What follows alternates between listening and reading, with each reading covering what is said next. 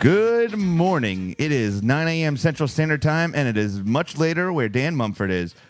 What, Bailey, you're still Central Standard Time or are you Eastern Time now again? I am still Central Standard Time. I moved up 4 floors, so I didn't leave my building. I have no idea how it works. It's been a long time. Yeah. But it has been a while since us guys have gotten together. I apologize about it. It is 100% all my fault as my house was crumbling around me and I needed to stabilize where I live before we did something. But we are here and we are excited because realistically, since the last time we've talked, a lot has happened in pop culture. 2023 is over. Movies are gone. We have a huge palette of movies coming in front of us. There's a lot of things that Dan and Bailey have both done in the poster world. And there's been a lot in general going on in the world of pop culture, and we're here to discuss that. But before I really get heavily into this, as it's been a while since I've talked to these guys, let's find out how they're doing. Now, typically, I wouldn't go to him first because we like to skip over him because he is like the stepchild of the family, but we'll go to him first today. I'm so glad we're coming to me. And Bailey Race, how is things going in Tennessee? How are things going in Tennessee? That's a loaded question. I'm doing well. Tennessee as a state is continuing to crumble around us as always, but that's neither here nor there. I'm doing great, doing a lot of things that I'm super stoked on. Did a lot of projects I was really stoked on. Things are going really well. So that's all I would like to say on that. So I would love to toss it over to our favorite little shiny British egg, Dan Mumford, over there in the studio. He's got his Whack-'em glove on. Shiny British egg. That's a good nickname. I like that. Yeah. Trust me, Bailey. One day your head will become an egg, just like me and Anthony. Oh yes, it will happen. That's right. And until then, I just love to let all of this, let you two sit green with envy. You really should have a fan blowing it back into the... That would be the money shot right there. Yeah, call me Aphrodite. The amount I am super jealous of that. First of all, I got to a point in my life, especially recently, where I was like, I started looking at other people and being jealous of things they've had, but not like items, but like hair, and they don't take care of it. And I'm like, listen, I would fucking kill somebody for that beautiful hair. I literally would run my hair, hands through it, and I would do the fucking Fabio on a horse on the beach, all of that. Jealous. So take care of your hair. Or like, I'm not like I'm working out, I'm getting better and stuff, but like I'm never gonna have a true like physique of like chest and abs and stuff of that, but like it aggravates when you meet people that don't work out and they're like totally in shape. It's like, what the hell did I do wrong in this world to deserve this? I'll tell you right now, I use avocado oil in my hair, and it's incredible. It's a hair mask. I use it every 3 days, and it keeps out oils. So and I'll let you know it is long enough now to put into a tiny bun. So. Dan, I'm going to throw a question out to you that I think that you can answer. If you could have any male celebrity, even female celebrity, because some of them have beautiful hair, if you could take anyone's hair, and put it on your hair, who would it be? Brad Pitt from Bullet Train. Once again, the question, you have hair, and I'm talking to Dan. Yeah. You just jumped over. You have hair. You're not allowed to answer this question. Okay. The thing is, he took my answer. I was going to say Brad Pitt. He has a great head of hair. Not specifically from that film, but like if I think of a Hollywood actor, then I think of it's just really nice, Well, you have Brad Pitt from Mr. and Mrs. Smith. I would take Brad Pitt from Fury. Any of them? No, Fury was it with that like slick back, like badass, like just someone you don't cross. That's the haircut I want. Yeah. Okay. No, that's the haircut we have. You don't cross. You don't cross us. I don't know. People walk in front of me and they laugh. So I don't think that I have an intimidating haircut anymore. That's for other reasons, though. Probably. Probably so. It's crazy. When I was losing, so I started losing my hair when I was 21, and I was like, I was damn determined to keep it.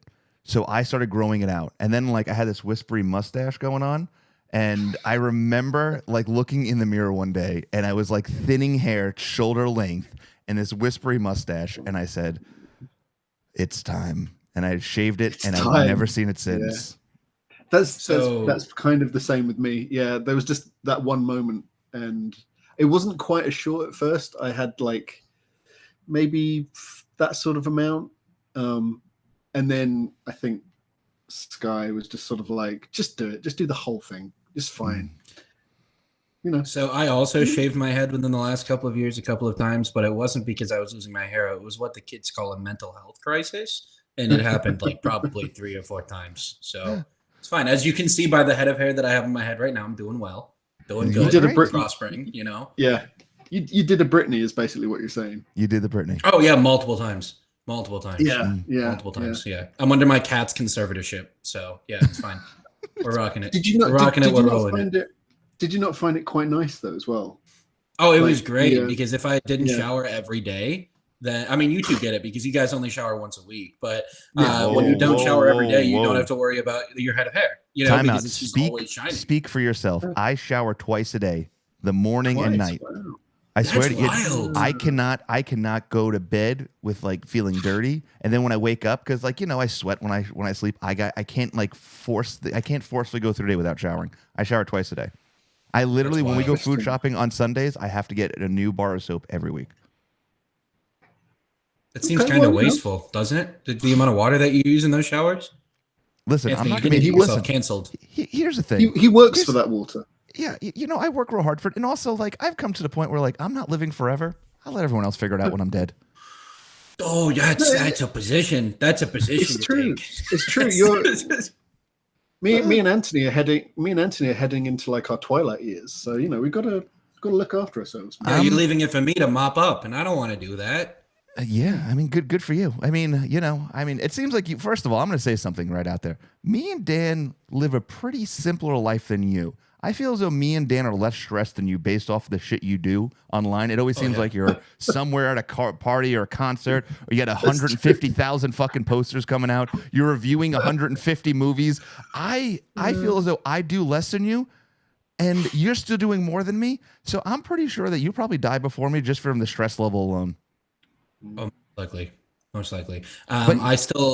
So the 27 Club, I can legally enter that in about 3.5 months. Okay. So Okay. clock is ticking, guys. So Yeah. I Clock want is to put it out ticking. there. I out there in my kitchen, I have an entire drawer of white Bic lighters, just in case. Just in case. Every time I go out, I'm gonna go out and I'm gonna give that white Bic lighter to a random person. And every day that I give a white Bic lighter away, it's a gift from God. So we're gonna go with it. So I want everyone to paint a picture. So if Bailey's entering the 27 Club, I've already started preparing his funeral speech. Now I'm expecting a very large crowd, so I'm gonna have to get a megaphone. So maybe I have a megaphone on. Dearly beloved, everyone that's come here to bury Bailey Race, I just want to let you know that he still has 150 more posters that he's created 2 hours before his death that will be coming out for the bands Fish and everybody else that's performing every time this year. So just be on the lookout for that. So he's not doing it while he's dead, but I just want to let you know that he has also seen every movie coming out for the last 2 years. So his reviews will be out there. So don't worry, you won't miss him too much because his shit will be all over the internet forever and ever. Amen. Yeah. Wow, that was one of the greatest eulogies I've ever heard in my entire life. I figured. In fact, I posthumously created a poster for that eulogy. It's going to be coming out next week at noon Central Standard Time. So yeah. Anyways, Anthony, I know you said that you wanted to keep this episode concise, and so now that we have gotten the eulogies and the pleasantries out of the way, Correct. Now we've buried you. Yeah. Yeah. Now the true party can begin. Well, listen, 2023 is definitely beyond, past us, beyond us. And I think 2023 definitely had a really good core of movies that came out. And that's something that we've definitely spent a lot of time and energy in the past on. And I'm curious to think, because we haven't really discussed it too much last year, of what movies you saw that stuck out, why you liked them, and is there maybe one of those weird ones that maybe me and Dan haven't seen because Bailey likes to dig a little bit deeper than us, that maybe you can recommend? True. Yeah, let me open up my Letterboxd so that way I'm able to see my viewing activity. Yeah, I'll be honest, I've forgotten what I saw last year. You should download Letterboxd. I use it, but I use it for things that I'm going to watch, if that makes sense. Like a watch list. Yeah. Yeah. Okay. Well, let me ask you this, because I know it just came out for streaming. So if anyone who's watching this or listening to this, if they want to watch it, it's on Disney Plus now. Did you all see the new Marvels movie? No, but I'm probably going to watch it I'm going to watch it this weekend, I think, because it's just come out. I think yesterday it came out on streaming. Yes. Because that was one I don't think I could convince my wife to go and see in the cinema. She's tapped out on Marvel, I have as well, but she tapped out 5 films ago. Well, good news for you. There's only one Marvel movie releasing this year. That's it. There's only one Marvel movie on the entire docket for them to release, and 2 shows, I think. So the people that Easy are getting watching. Marvel fatigue, this should be a pretty big reset in terms of the energy that you have for it. So anyway, what were you going to say about the Marvels? Well, first of all, I'm gonna give you a quick story about this. It's gonna be real quick. I went to take my daughter to it opening day, and it was the day that the Elf Crocs came out. I don't know if you guys are familiar with that. It's the Crocs that have the Elf. So she wanted them, and now at my funeral, I asked that you tell this story. So we went to the Independence Mall, and as we're walking in, there was a mass shooting that I was able to survive, and the person next to me didn't. But I was able to grab my daughter and somebody and throw them in a store and save their lives. During this mass shooting, and then right after the shooting, we left and went and saw the Marvels and enjoyed the movie. So wait, that's a real story. Yeah. So on the release of, you can look it up online. There's video. You can actually see me grabbing this woman. I still have no idea how the fuck I grabbed her, but yeah, no, my daughter who was just down here a few minutes ago. She didn't get to see anything, thank God, because I grabbed her quick enough. But yeah, no, we survived a mass shooting at the Independence Mall on the opening of the Marvels. Yeah. Oh my God. After I saw the movie, I texted Anthony and asked him what his thoughts were, and he said, "Oh, great, we survived a mass shooting." And I was like, "Oh, okay, cool." And then he told me the story, and we got a real life bona fide hero over here, saving his daughter. The weird thing about everything was, like, I don't know, the lady who I grabbed had no idea who the hell she was, like none whatsoever, and I had grabbed the way that I just grabbed my daughter, put her head in my chest, and then this woman next to me was an older woman. I just grabbed her, and there was like this sports store to the left, and I literally just like chucked him in, and then just kind of ran into the corner and kind of went and it happened real quick. It kind of reminded me of like Batman, because like first of all, the person who was shooting was like, all they kept shooting was the floor, so the floor was just exploding, and then the person that was about a foot and a half away from me, she didn't make it. So it was weird. Wow. Like the first 3 days, we went right to the movies. So I was trying to normalize the day as best as possible for my daughter, because and first of all, the movie was really good, and it really kind of helped that situation. But like the next 3 days were kind of weird for me. Like the whole what if? Because that's the thing that fucked with me the most was like, what if I was a foot to the right, or what if my daughter was on my right hand side further? Like it was just that went to a deep hole. And then I talked to people, and I got over it. And unfortunately, like if this happened 15, 20 years ago, I think it might have messed with me a little bit more. But because it's so common, unfortunately, it was easier for me to kind of be like, well, unfortunately, it's probably going to happen to the majority of us. Wow, holy shit, man. Well, I'm glad you're okay and your daughter. But like that is wow, yeah. How normalized is it in America now? That's terrifying. The sad thing is, and I'm pretty sure Bailey can talk about this. The 20 years ago, this story would have been huge across America. The fact that this story wasn't shows you that it's just so common in metro cities and bigger cities and in most states that they're just kind of overlooking it. So it's just like it's a 2-minute story and then local news, and they move on to something else. And that's kind of where it is nowadays. Was this just a guy with a rifle or something, or like? No. So it was from. So when we were walking in, there was 4 people walking out, 4 people walking in, and they were arguing with each other. And that's when I had kind of stepped to the left to go into the mall, and the people going in, all 4 of them just started opening. Like it wasn't like they were definitely targeting. But I don't know. There's been a lot of hypotheticals, but I don't believe in hypotheticals. I believe what I saw with my eyes, and there were just people making really terrible decisions that affected the lives of many. So it was 4 people that did this. Yep. Yeah. How is this not big news? This is crazy. Because there's 3 shootings a week here in America, and so it's like it doesn't really like. There was a school shooting about 15 minutes away from my apartment down here in Nashville at the Covenant shooting.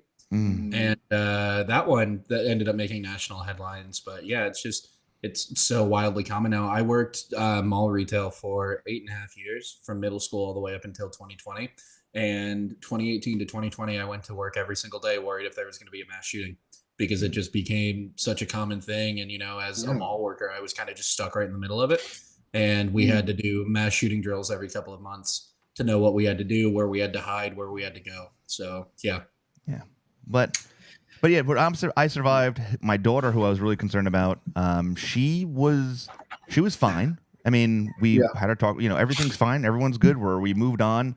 I got out of there pretty quickly just because I knew the mall. I've worked in it quite a few times, so I knew some back alleys. I will tell you this: I almost went like Arnold Schwarzenegger. I like took over the damn store I ran into, like close the door, lock the gates, and then yelling at people to close shit. And then I knew back alleys to get the fuck out of there because I didn't want to get involved with the cops or have like So we got out of there, and then we went to the Marvels. And I will tell you this: so the reason I went to the Marvels was because it's a female-driven movie, and once again, anything that can kind of spread that positive light on female-driven characters for my daughter, I'd take her. And I listen. A lot of people shit on the Miss Marvel show, which I thoroughly enjoyed on Disney Plus. It was fun. It was something for me and my daughter to enjoy, and I thought the movie itself really was good.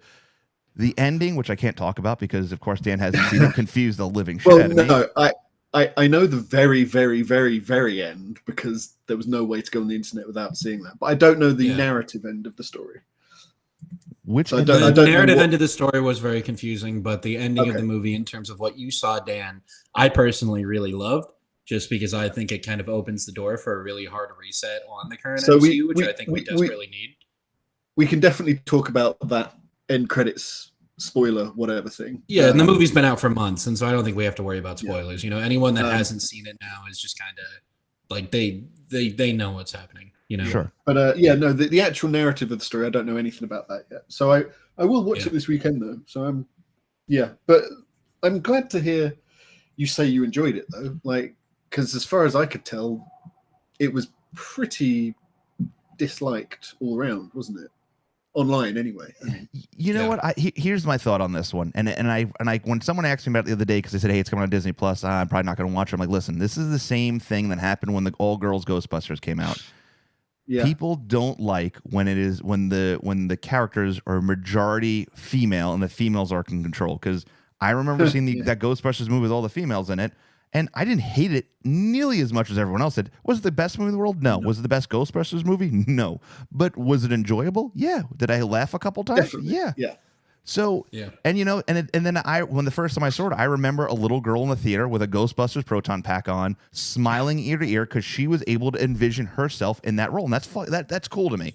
When I was in this movie, I looked over to my daughter Charlotte, and she was watching these three girls just kicking ass, and she loves Miss Marvel, and she loves the comedic side of it and the action side of it. Mm-hmm. And if she's enjoying it, that means there's a connection that I can have with her. And sometimes it's not so much about the movie per se, it's about the experience. I really believe in that. And I think that right there says a lot. And I feel like there's, not to be a dick about this, but a majority of the people who are bitching about this is the fucking guy that sits in his basement of his parents' house, typing on the keyboard, bitching about everything, complaining about it because you know what? He's probably jealous that he'll probably never date one of these three women. Just my take. Well, sorry. Yeah, and you have Brie Larson, who, for whatever reason, everyone fucking hated before the film even came out the first time round. Like, she got such a hard time just for being Captain Marvel. Like, it just seemed insane to me. But it is the internet keyboard warriors who are, let's be honest, 97% men, and it's it's just gross. So I'm not surprised. I'm not surprised that the film failed, but I am surprised it critically got so panned as well. When someone like yourself saying what you just said, that seems more relevant to me, if that makes sense. I don't know. Yeah, I will say, just going off of woman-led movies, that does segue me into. I'm looking at my letterbox now into one of my favorite movies that came out in 2023. Before you jump into it, what is a letterbox for the people? I'm asking for a friend. For people who are watching a show who have no idea what you're talking about, can you explain that a little bit? I know what it is, but just in case my friend doesn't, what is it? It's pretty much just an app where you can log what movies you watched. You can rate them out of 5 stars, and you can leave a little review for it. And the reviews, when someone searches the movie on the app, they can look up the movie and they can see all the reviews to kind of get a consensus that's not critics' reviews. So it's a really easy way to kind of see what the general population thinks about movies versus only reading critics' reviews online to get an idea as to if you're going to enjoy the movie or not. So I love it. I use it to make a watch list because I forget what I want to watch. That's what I use it for, basically. But it's very useful. I think it's also quite, because in the past I would literally just write a list of films I wanted to watch, but with the app it's quite useful, I think, as well, because you've got the thumbnail of the poster and stuff, and it's sort of it just makes it very easy because we're quicker at passing information with imagery, as opposed to text. I think so. It's just quite a good way of. It's just quite a useful tool. For people. I also really like it too because you can set like a goal of how many movies you want to watch for the year. And it tells you / number of movies. So my goal for last year was 30 movies, and I watched 67. So I completely you only watched 60. Away. You only watched 67. I only logged 67. Oh. There were a lot of movies that I didn't log because I just didn't 9 times out of 10 when I watch a movie, I don't have a strong enough opinion about it to actually leave a review on the app, and so half the time I either just don't log it or I only put a star rating. But anyways, like I was saying before, the number one movie of my year that came out last year, I would not up there with number one. It's probably tied with 2 or 3 other movies. But that is woman-led is Barbie. That movie, I watched it at the Nashville premiere. I got an advanced screening of it, and then I went to an advanced screening through the AMC app 2 days before it came out. And then I went the day it came out. So I saw it 3 times in theaters, and I fucking loved that. I loved every minute of it. I think Margot Robbie got completely robbed at the Oscars for that movie. America Ferrera, very happy that she got a nomination for supporting actress. Ryan Gosling, happy he got a nomination for supporting actor. Greta Gerwig, I'm pretty sure I can't remember if she got nominated for Best Director for it or not, but that movie got, so Greta Gerwig and Margot Robbie totally snubbed at the Oscars. Not to downplay or belittle the people who actually did get nominated. But that movie, absolutely 5 out of 5 stars for me. I sobbed during, there was a scene where Margot Robbie's Barbie meets with the woman that founded Mattel, and they talk about what it is to be human and what it is to be a woman in this society. And I can't relate to that, but just the part of what it is to be a human just absolutely struck one of the most kind of internal chords that I think has ever been struck when watching a movie. So it was phenomenal. I loved it. Loved every second of it. Have you definitely a good film. Have you heard the theory of how the Barbie movie is actually the third of a trilogy? Have you heard this theory? So if you now bear with me while I say this. So in the movie Elf, right? Will Ferrell is a toy maker. Okay. So then he goes into learning about toys, making toys, and then in the Lego movie, Will Ferrell is in the basement collecting toys and building things, but you can see his character changing. And then in the Barbie movie, he is the head of the toy collection and an evil man in his own sense. So this is actually part 3 of Elf. I was going to say this was going to be a 3-part movie series where part 1 is G.I. Joe, part 2 that's is what I was Snake thinking. Eyes, and part 3 is Barbie. So it's the Mattel trilogy. Although I will say, if you guys did see the most recent Transformers, it was teased that Transformers takes place in the same universe as the G.I. Joe movies. I was so happy about that. I clapped so loud for that. I was embarrassed. I was so excited. I jumped up. I said, "You got to be fucking kidding me!" And people were like, "What is wrong with this idiot?" I hadn't seen any of the Transformers movies in theaters, the newer ones. I've watched them all when they came to streaming, but the Rise of the Beasts, because I was like, "Holy shit, a fucking Optimus Prime gorilla? Absolutely, I want to see that on the biggest screen possible." And I'm glad I did because it was great. There was the whole hullabaloo of not Michael Bay, but the director of cinematography. He had one entirely one unbroken CGI shot of the final battle that happens. And I saw that in a trailer, and I immediately was like, I want to see this on the biggest screen. Went to go and see it. Thought that was super fucking sick. I loved it. What's his name? I think it's Justice Smith, the actor that plays the dude in that movie. When he put on the Transformer armor, I that was fan service to the highest fucking degree to me. That was so fucking cool. I thought that was so sick. So they are tying G.I. Joe into that, which is fun because I liked the first G.I. Joe movie that came out. Didn't love the second. And then Snake Eyes, I think, was good for the aesthetics and the music, but I didn't like the narrative or the actual overarching movie for it. I fell asleep in it. Yeah, I'm a big G.I. Joe guy, from when I was a kid. And I liked what they were attempting to do with those films, but they didn't work really, and also they didn't have any momentum. Like they did one, and then they did a second one, sort of. And that Snake Eyes one was just so like it wasn't. Who's asking for that film? You know, like it was really weird. Yeah. I mean, I like. Although the actor that does play Snake Eyes is great. I will say he did a great job as Snake Eyes, but his performance wasn't able to carry the entire movie. I will say that. Also, Snake Eyes as a toy is known for how he looks, right? He's just this fucking awesome ninja. He put his suit on literally as the film ended. Like, they're not getting a second film. They must have known that was not going to be a success. Do you know what I mean? Yeah. Like, you gotta sell a film like that on his one defining feature, and it wasn't in it at all. Until the end. I just thought that was really strange. Yeah, the very end. Oh my god, he put the yeah, that's cinematic ending. Yeah.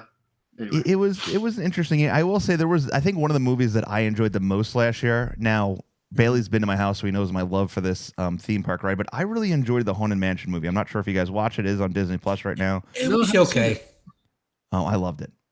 I thought the effects were really good. I just feel like it was as a story, I felt like it was a little bit too campy and wasn't able to kind of like tie itself back. I like campy. I like going in the woods and pitching a tent and watching a good movie, and that's what I did with this movie.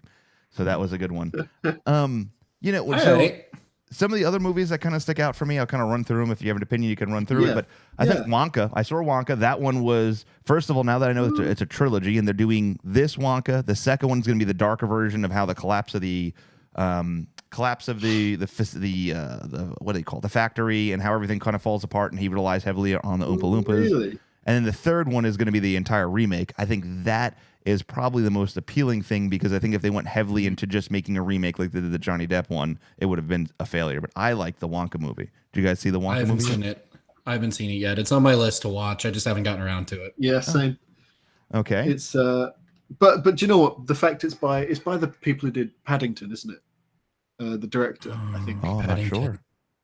I love those movies. Those movies are phenomenal. I like, from looking at the cast as well, like once I realized that, and then watching the trailer again, I was like, okay, I can kind of see how this is going to be a success, because initially it was just like, fucking hell, do we need this film? Does anyone care about this? But hearing how it's really good and it just seems like quite a quaint sort of film in a way, I guess. Yeah. Well, I think one of the biggest upcries about it was Hugh Grant as an Oompa Loompa. I saw a lot of negativity about that when he got announced as an Oompa Loompa. You know what? I'd be honest with you, I thought he played it really well. Yeah. Well, I can't have an opinion because I haven't seen it. So, okay. I'm just saying that's where I saw kind of like the outcry about it.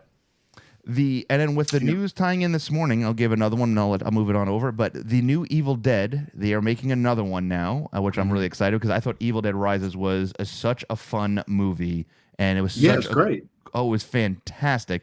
The gore, the humor behind the gore, the fact that it's really truly different than the rest, but it ties in all of them together, and it brings back all the other movies and correlates them together, and there's more books and stuff. Yeah, I'm really excited. What's the new one going to be? Is it a direct sequel? Or?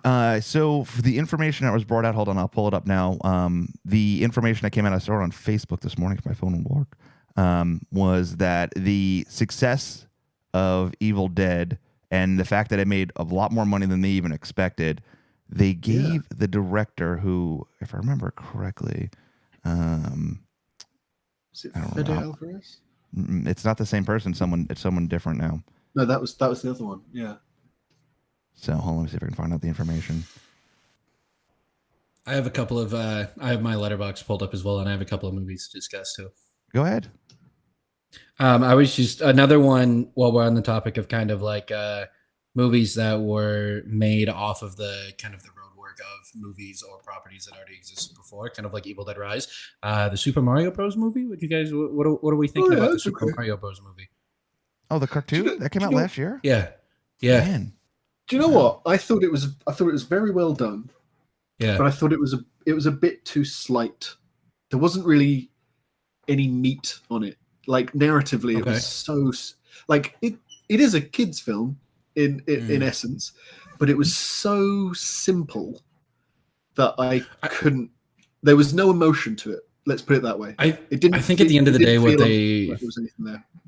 Well, I think at the end of the day, what they set out to do was just to make a Mario movie that brought the games to life. I don't think they made a Mario movie to kind of like tell a new story, tell a new narrative, or anything like that. Like everything that happened story-wise is something that's happened in the games before. And so I think they were just kind of like, how can we give fan service to these kids and to these adults that are watching this, where they can see, Mario Kart, and they can see all the different kingdoms. They can see Bowser play a power ballad about how much he loves Princess Peach. They can show things that everyone wanted to see and not really do anything new. It did that very well. Yeah. But as a film, I thought it was just a bit like, Yeah. Okay, that's fair. On the topic of no, go on. Go on. I was just gonna say, to me, it wasn't the sort of film where you go, I have to watch that again. You're sort of like, okay, yeah. When I watched it a second time, it wasn't as exciting as the first time. That was definitely a one and done type deal. I mean, it was. I think it was cute and stuff, but I think it didn't install the nostalgia that I had when I played the game as a kid. I felt like it was a little too cartoony and modernized for me. I think that, but I mean, I get it. I mean, it appealed to a lot of the younger generation, so that's good for them. But yeah, it just didn't. It wasn't like Spider-Man. It wasn't like that. I mean, that was a cartoon done extremely well, animation. But you talking the Spider-Verse movies? Yeah. No, the Spider-Verse movies were phenomenal. Now, what about Tetris? Oh, that's a really good film. That was good. We talked about that a few months ago. That was a movie where I think we were shocked at how good they can turn around and tell a story of something that was mind-blowing and crazy to think about actually happening. Yeah. Oh, I love them. I also love Taron Egerton. Behind Dan Mumford, that's one of the other good things to come out of the UK. But actually, I did really love that movie.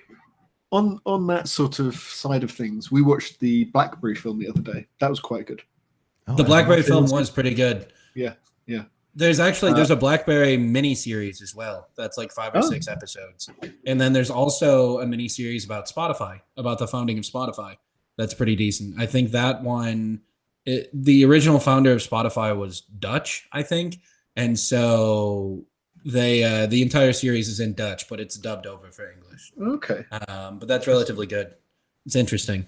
And then another movie based on a game, and this is kind of my final out of the 3 trilogy that I wanted to talk about from last year. Dungeons and Dragons: Honor Among Thieves. Ooh, not a video game, but a game. That movie, really good. I fucking loved. I loved so much fun. Every second of that movie. Yeah. That's so everyone I've spoken to loved that film, and yet it was a commercial failure, and I think that's it now. I don't think there's any more. I hope that's not it. I hope they make another one. Was that really that much of a commercial failure? I didn't think so. That's what I read. Yeah, I read it. I read it didn't do well enough. There wasn't a single I don't have a single negative thing to say about that movie. Great. My review says Dungeons and Fat, spelled PHAT, fucking dragons, eat the rich, and believe in yourself and the power of friendship. And I think that right there completely that engulfs the entire movie, and it was just phenomenal. I loved every second of it, and that's one of the movies that I have been lucky enough to be told that if I want to, I can do something for it. And so I'm hoping at some point that I have time to do something for it, just because there's so much that they pull from the Dungeons and Dragons lore, and there's so much that they pull in terms of just like the settings and whatnot, like in terms of going to Baldur's Gate. Exactly. It was very, as a long-time fan of that world, it was very very nice to see it just done well. I think people presumed it was going to be a bit rubbish. And it wasn't exactly pre-release hype wasn't exactly high for that film. Let's put it that way. Yeah. Well, I think the big thing is because D&D is such a beloved franchise, right? Like people who love D&D love D&D. Yeah. And so I think that they were just concerned where they're like, okay, this is our, protected baby. Like, I don't want them to fuck it up, and I don't want them to make a bad movie, because if they make a bad movie, then that's it. That's all we're getting for Dungeons and Dragons movies. Yeah. And I think I loved it. I thought it was a commercial success, but I might be entirely wrong. On November 25th of 2023, Chris Pine, in an interview with digitalspy.com, said there's good. Well, he said, well, they say this is good news. However, with lead star Pine offering a promising update following follow-up, saying, I've heard some rumors about it, but I don't know anything yet. I feel very confident that it may happen, and I'd absolutely return. So okay, good. There you go. All right. Do you know what? Maybe it did better on home release afterwards. I bet that it did because a lot of people that play D&D don't leave their houses. So, I think that once it got home released, I think a lot of those people kind of gave it a. Christ. And that's I'm just kidding. I love D&D. Baldur's Gate 3 when it came out. I haven't played a ton of that game, but I've enjoyed all the time that I've played so far. I was there for Baldur's Gate 1 and 2, and you weren't even born. That's phenomenal. My knees still work. My knees work just fine. I don't know what you're talking about. You're like some sort of like cyborg $1 million man. That's not true. I do actually have one bad knee now. No. I also have one bad knee. So my right knee isn't connected to my leg. It's I've dislocated it 6 times. No, I am in good shape, minus the my chest and belly area, which I'm working on hard to get rid of. But the gentleman I was talking about before, Sebastian Vennick, is the director of the new Evil Dead movie. He is the French horror film that did Infested, or last year, whatever that is. Infested, yeah. Another movie. Sorry, Dan, go ahead. No, I was going to say, who did the last Evil Dead? That's what I was asking. Oh, the last Evil Dead director? Evil Dead Rises director. Got it. But so it's not. He's not coming back. Lee Cronin. Oh. He did Hole in the Ground and Ghost Train. Oh. Interesting. Huh. Okay. Well, he did a very good job. There you go. He did a very good job. I want to, if you guys are okay with keeping what movies we saw train moving to keep going. Here, go. What we wanted to talk about. Air, the movie about the Jordan 1. Oh yeah, that was okay. That was all right. I loved it. I wore these to the premiere. Which I'm not even. I don't even know what that means. These are the off-white Jordan 1 Chicago, so part of the Nike 10. Is that good? One of the most, one of the most rare shoes in existence. I'm not sure what you guys are wearing right now, but I'm wearing my old man Van loafers. They are a soft Vans loafer that I wear often. That's what I wear. I'm not going to show you guys my feet because I don't have socks on. Yeah, don't worry. I got Tails. Look, it's Tails from Sonic the Hedgehog. Speaking of Tails, did you guys see that they just released the first images of the Knuckles TV series? Coming out in April. 6 episodes. It looks really good. I really enjoyed the Sonic movies. I know that I'm probably in the minority there, but I really enjoyed those. No, they're fun. They're really fun. Let me throw this out to you guys. Yeah. Have you all seen No Hard Feelings yet? Yeah, I enjoyed it. I thought it was like what was that? The Jennifer Lawrence movie. It's a rom-com. Oh, I did. I watched it on the plane. Yeah. Yeah. I enjoyed it. I think that Dan, when you were on the plane and they were on the beach and she's completely butt-ass naked, was that an awkward experience for you? Yeah. Yeah, it was. And you watched that on your flight back home from LA, yeah? So yeah, that was a long flight. I couldn't quite believe that was on the screen, actually. Yeah. That was an interesting moment. Yeah. I watched, on my last plane ride, I watched Talk to Me, the most recent A24 horror movie. It was good, but I felt kind of awkward during the scene where he was bashing his own head in. And I was watching that in the middle of a plane of people. And I just felt, it felt weird. Felt very strange. There's certain films where you sort of go, I don't think this should be on a plane. Like if there's a kid next to me, this is really bad. I don't know what the film was, but someone was once watching a film. It was a World War II film, and they were like in front of me a few rows ahead, but I could see their screen really clearly. And it was a World War II film, and it seemed like half an hour of it was just Nazis interrogating people, like horribly. And I was just like, this is not cool, man. Like, there's so many people around watching this. It was just so bizarre, and you sort of go, "Just don't put this film on the plane." It's just weird, man. I don't get it. I blame the airlines because they are the ones who put the movies on there. Maybe they should do a better job of vetting the films before they put them on for free to watch. Well, see, what I love is the fact that they're like most airlines have free Wi-Fi now where you can stream, and so you can just use your own phone to watch whatever you want to watch. And all of the like YouTube and all the streaming apps allow you to download stuff to watch offline.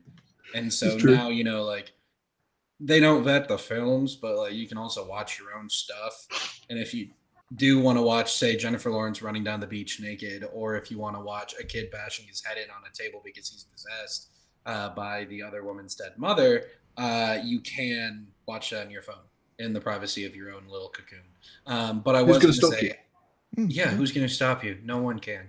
But what I did really enjoy about No Hard Feelings is that it felt like a rom-com that came out in like 2006. Yeah. Like it felt like a good classic rom-com in a way that we haven't gotten in like, 15 years. So I enjoyed it. I had a good time watching it. Yeah. Yeah. I would agree.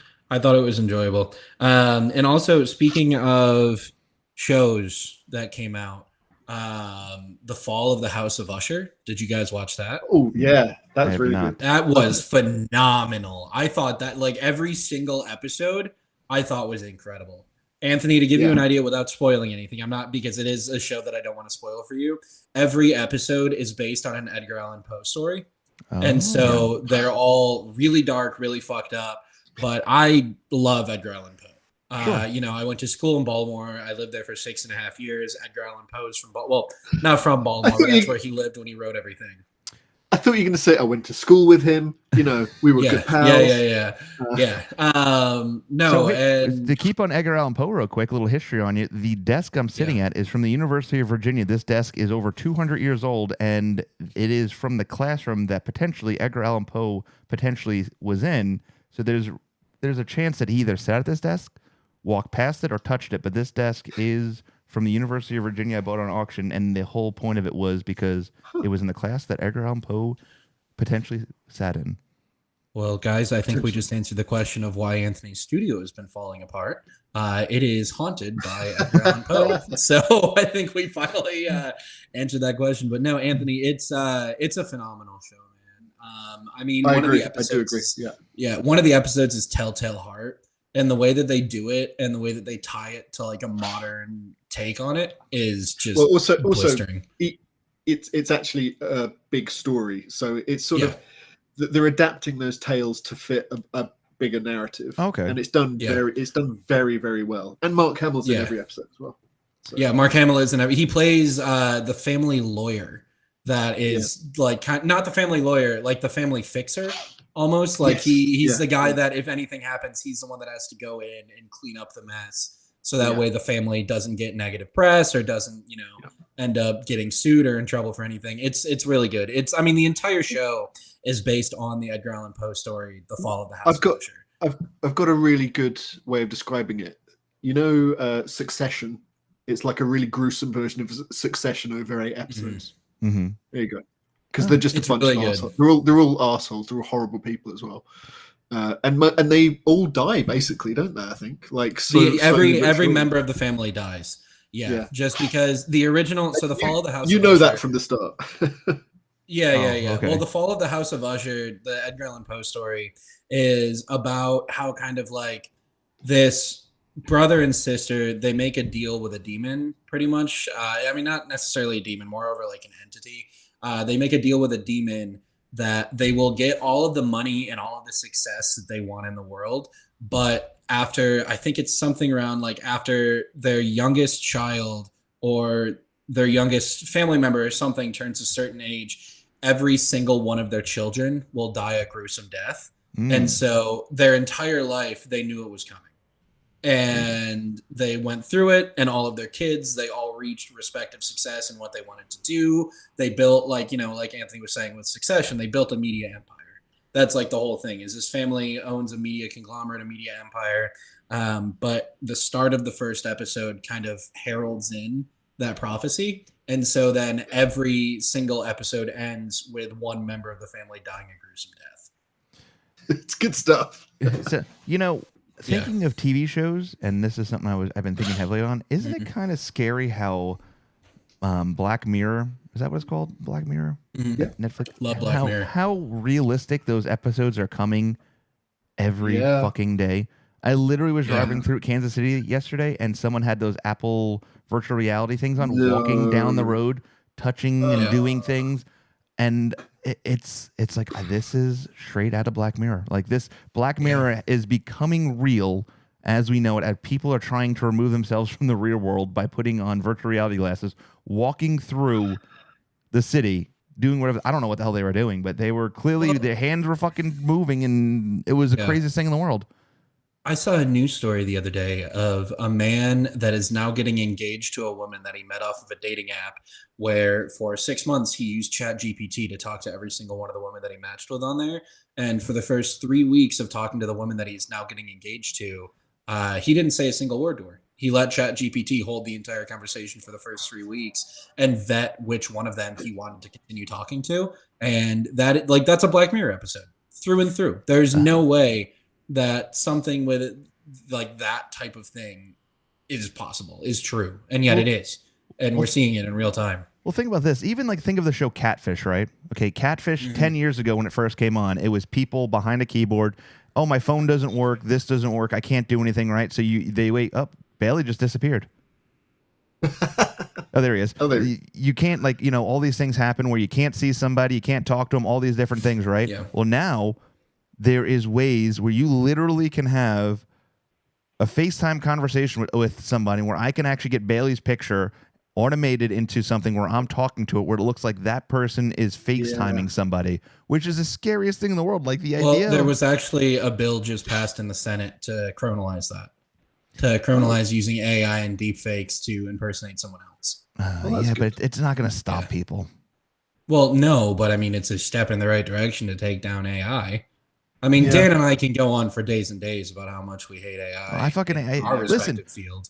We were told 30 years ago when the Terminator came out how bad AI is, and yet for some reason they kept making sequel after sequel of showing us how bad AI can fuck with us, and everyone's like, you know what? Arnold Schwarzenegger doesn't know what he's talking about. Continue doing this. Look how great it is. And then, let's just have, some freaking people. Let's just do AI to make shit. And then you don't really, like, it's just not, I don't know. It's frustrating. I understand the benefit of some of it. We utilize, for my work and stuff, I utilize it for some things, for prompts when I'm doing some programming and stuff, especially at the airport. But when it comes to the idea of like taking over our lives, it is scary how quick we are to just take on this technology without like having, like, I don't know. It's very weird to me to think that like people are walking around right now with multiple screens on and just like living life, even though they're in society, out of society. And that to me is the scariest thing in the world. The other thing I was thinking with the Vision Pro headset, like, is that not the easiest thing in the world to steal from someone if they're walking around wearing it? I mean, I would think so. They're not, because they're not even going to be paying attention, and you just grab it off their head. It's just apparently the whole thing with the Vision Pro is it's pass through, and so it looks like someone is not paying attention, but there's a 12 millisecond lag, and that's it. So your eyes can't even comprehend it. There's a 12 millisecond lag of a camera feed that's fed directly into what you're seeing. So like, you're seeing what's in front of you. There's just windows open, essentially. It's mixed reality is the whole thing with it. I'm not trying to defend it at all. I think it's cool technology. I think the way that it's being utilized is pretty fucking stupid. But like, I have a Quest. So like, I have one of those, it's like the Oculus, the Meta Quest, whatever you want to call it. And I don't know what it's called now. I have one of those. I have one of the older models. I would like to get one of the newer models at some point when I can find one that's a little more on sale. But I think that there are really cool things, for Dan and I, you can actually sketch and render in 3D. And so if I want to come up with something and see the perspective of something, I can sketch the structure of a building in 3D in mixed reality, and then literally just rotate the object. So that way in real time, I can see what the perspective is going to look like. And I do think, there are ways that it can be utilized in a cool way. I think now the Apple Vision Pro, the only thing people are using it for is to, have a computer in front of you at all times while you're in public, which is really stupid. But I have also seen ways where, like, at home, you can, have it on and you can pin, say, like 150-inch TV to a wall, and that can replace a TV. Then you can pin 4 different monitors over a desk of different sizes and orientations. That's a computer station. That saves money on needing to get computers. That saves materials on needing to build computers. Becomes more kind of better for the environment just having the one headset.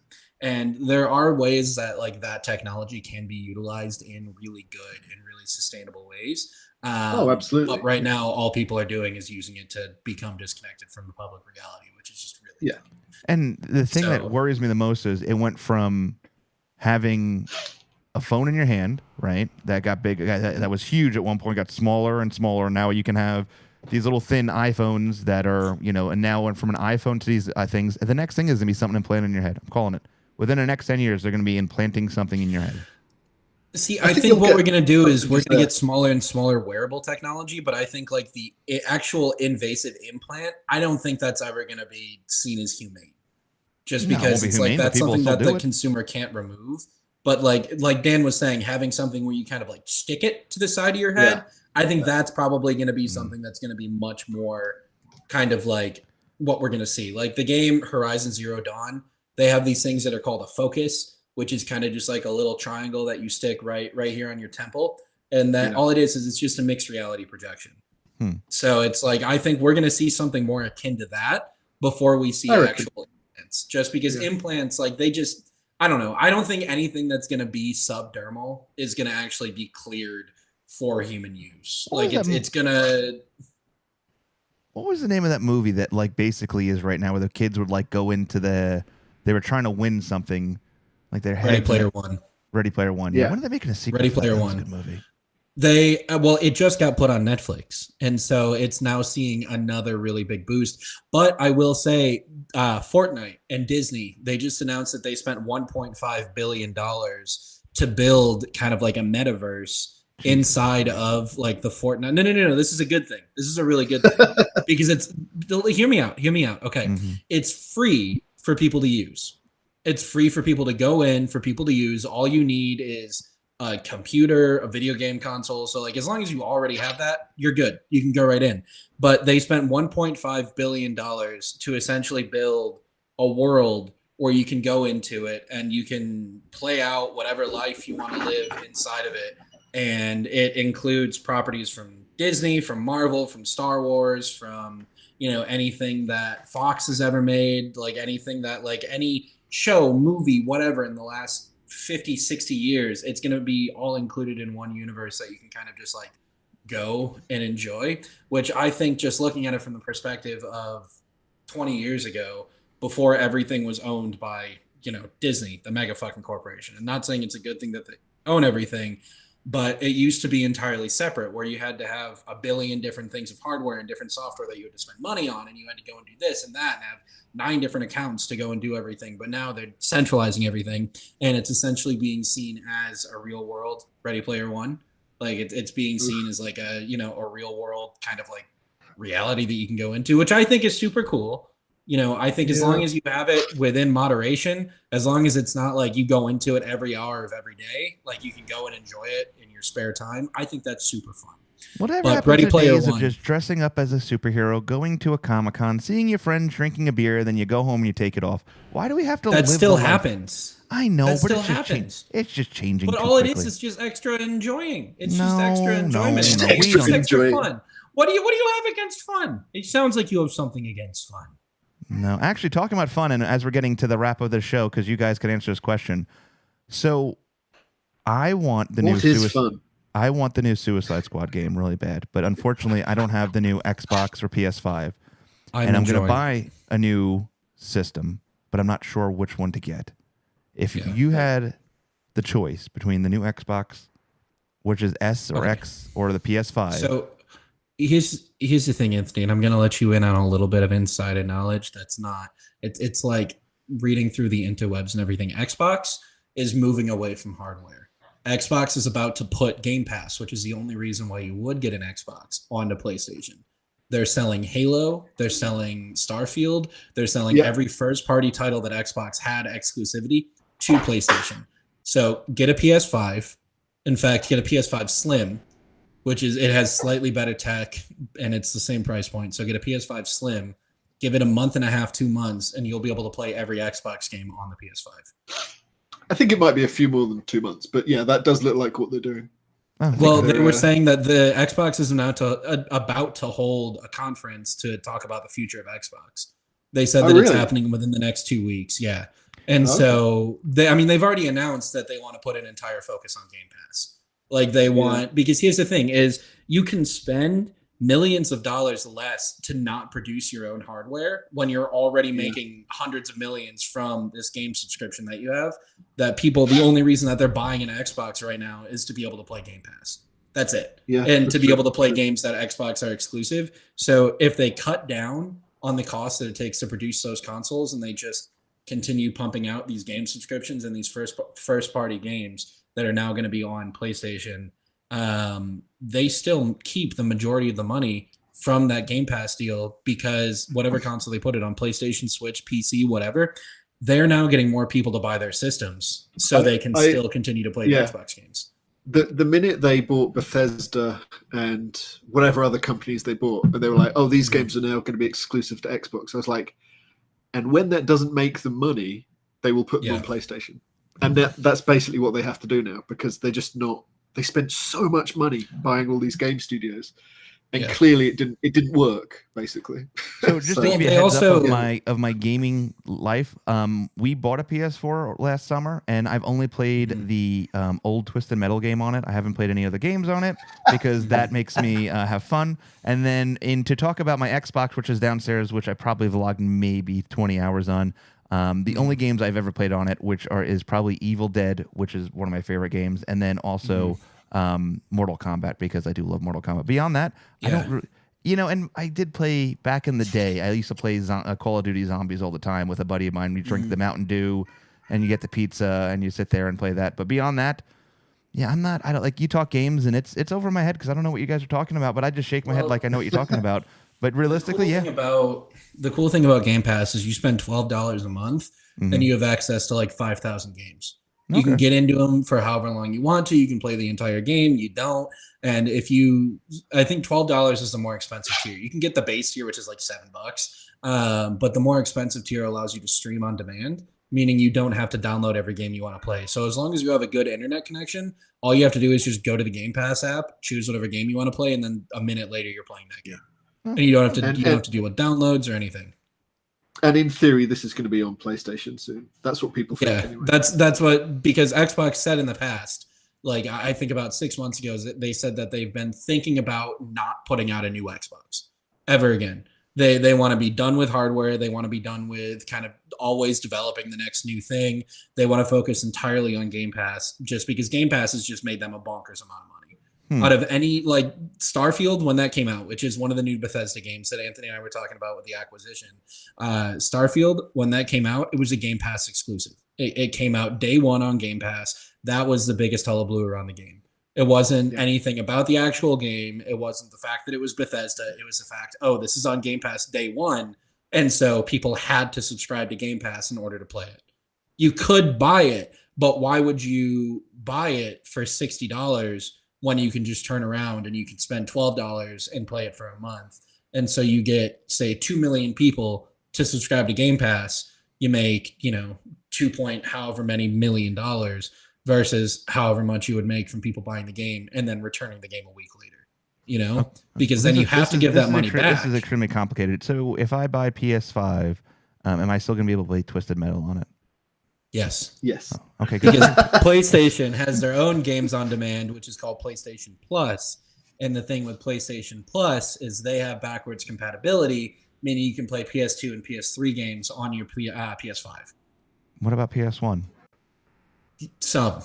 Don't push it. Yeah, don't push it. You're asking for a lot. Also, speaking of Twisted Metal and what came out last year, did you guys watch the show with Anthony Mackie? I watched it all in one sit down. Loved it. I loved it. It was fantastic. I cannot wait for season 2. Season 2 goes to start filming next week. Good. Good. And then Anthony, I know we've talked about it in the past. Invincible, season 2, part 2 comes out in like a month, which is exciting because season 2, part 1 left off on a massive cliffhanger. What was Invincible? It's the superhero comic that's written by the Robert Kirkman, the guy that wrote The Walking Dead.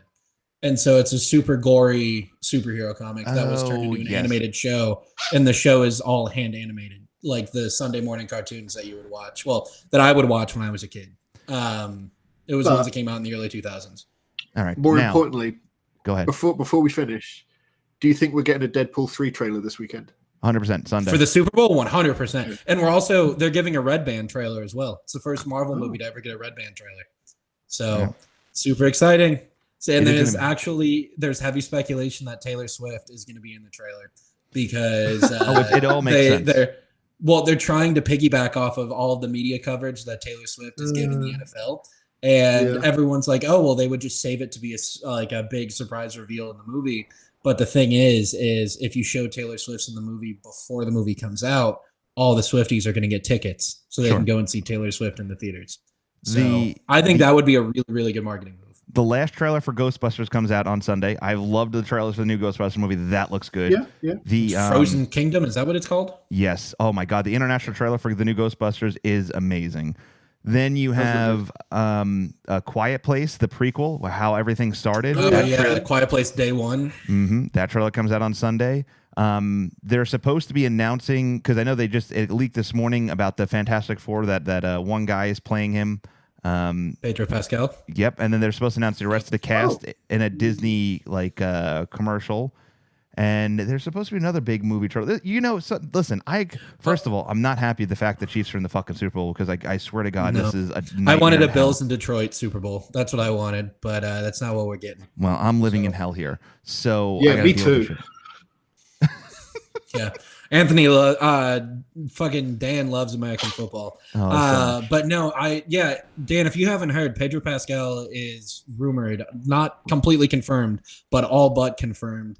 Pedro Pascal is playing Mr. Fantastic, Reed Richards, which I think that's a good casting. Personally, I know that I'm very much in the minority. Everyone that I've talked to about it does not think that he would make a good Reed Richards. Well, then you know what? You need to find new friends, Bailey. If your friends are not supporting you, then you need new friends. Well, everyone knows that I'm just a little slut for fucking Pedro Pascal as Joel from The Last of Us.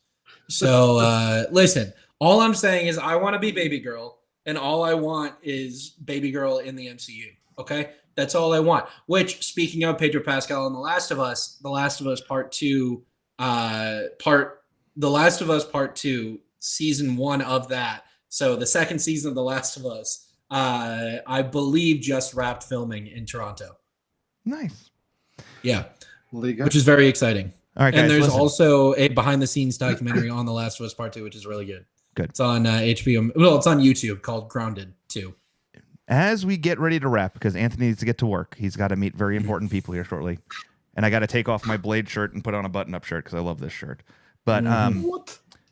Yeah, when you meet government workers and stuff like that, they don't appreciate you wearing a Japanese Blade T-shirt. That's bullshit. I agree. I will let Homeland Security know that. Hey Dan, anything that you got going on or coming out soon that we should know about? Nope. Well, that's great. You're not going to tell me about our next collab, then?